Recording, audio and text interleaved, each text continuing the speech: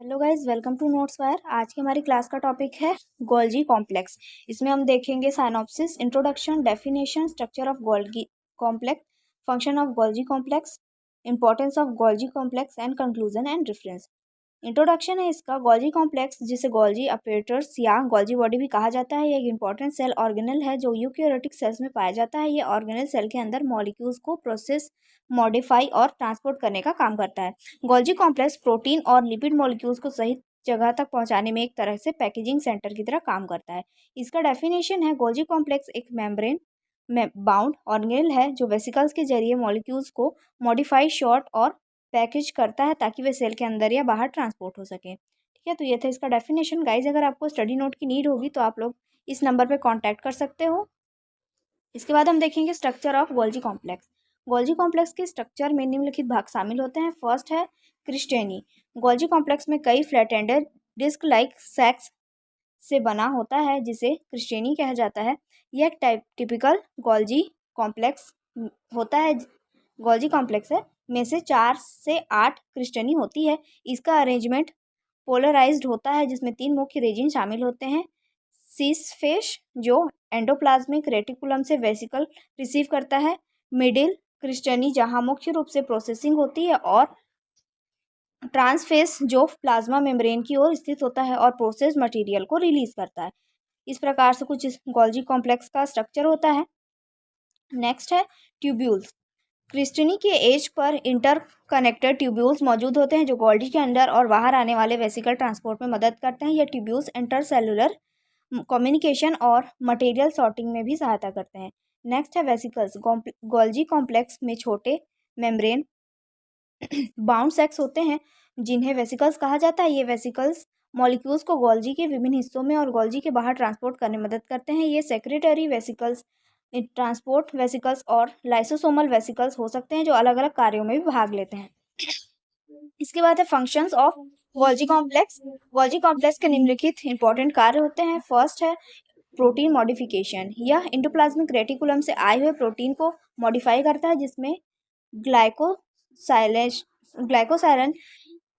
फॉस्फोराइलन और सल्फेशन जैसी प्रक्रियाएं शामिल होती हैं। यह मॉडिफिकेशन प्रोटीन के स्टेबिलिटी, फंक्शन और टारगेटिंग के लिए आवश्यक होता है। नेक्स्ट है lipid metabolism. Golgi complex lipid को मॉडिफाई करता है और उन्हें प्लाज्मा मेम्ब्रेन तथा अन्य ऑर्गेन्स तक पहुंचाने में मदद करता है। यह गोल्जी को लिपिड्स और स्फेनिंगोलिपिड्स के सिंथेसिस में भी इंपॉर्टेंट रोल प्ले करता है। नेक्स्ट है प्रोटीन सॉर्टिंग एंड पैकेजिंग। यह प्रोटीन को उनके फाइनल डेस्टिनेशन के अनुसार सॉर्ट करता है और उन्हें वेसिकल में पैक करके सही ऑर्गेनल, प्लाज्मा मेम्ब्रेन या एक्स्ट्रा सेलुलर स्पेस तक पहुंचाता है। नेक्स्ट है formation of lysosome. Golgi complex primary lysosome का निर्माण करता है जो सेल के अंदर वेस्ट मटेरियल और अनवांटेड कंपोनेंट्स को डाइजेस्ट करने में हेल्प करते हैं।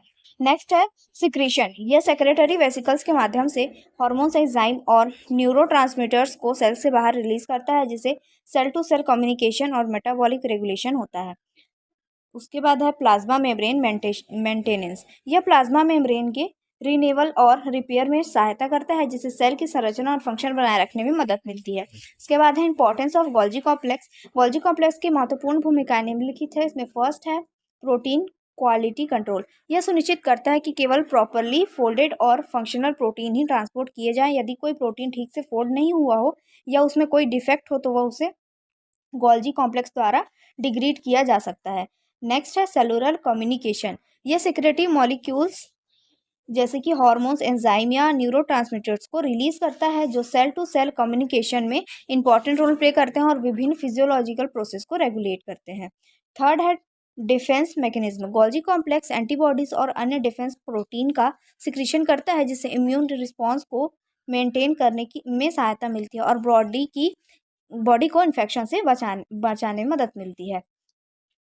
उसके बाद है मेम्ब्रेन फॉर्मेशन। यह नई प्लाज्मा मेम्ब्रेन और अन्य ऑर्गेनल मेम्ब्रेन के फॉर्मेशन में सहायता करता है जिससे सेल की संरचना और फंक्शन बनाए रखने में मदद मिलती है। इसका कंक्लूजन है, गोल्जी कॉम्प्लेक्स सेल के पोस्ट ऑफिस की तरह वर्क करता है जहां मॉलिक्यूल्स को मॉडिफाई, पैकेज और ट्रांसपोर्ट किया जाता है। इसकी मदद से प्रोटीन और लिपिड अपने सही डेस्टिनेशन तक पहुंचते हैं जिससे सेल का प्रॉपर फंक्शनिंग बना रहता है। इसके बिना सेल के अंदर कम्युनिकेशन और मॉलिक्यूल डिलीवरी प्रोसेस पूरी तरह से डिस्टर्ब हो जाएगा। इसका रेफरेंस है molecular cell biology by Lodish and W.H. Freeman and Co, New York. Lehninger principle of biochemistry by 4th edition, David L Nelson and Michael M Cox. तो ये थी आज की आपकी क्लास गोल्जी बॉडी के बारे में। आई होप आपको अच्छी लगी होगी। अगर अच्छी लगी है तो प्लीज़ लाइक करिए एंड सब्सक्राइब करिएगा। Thank you.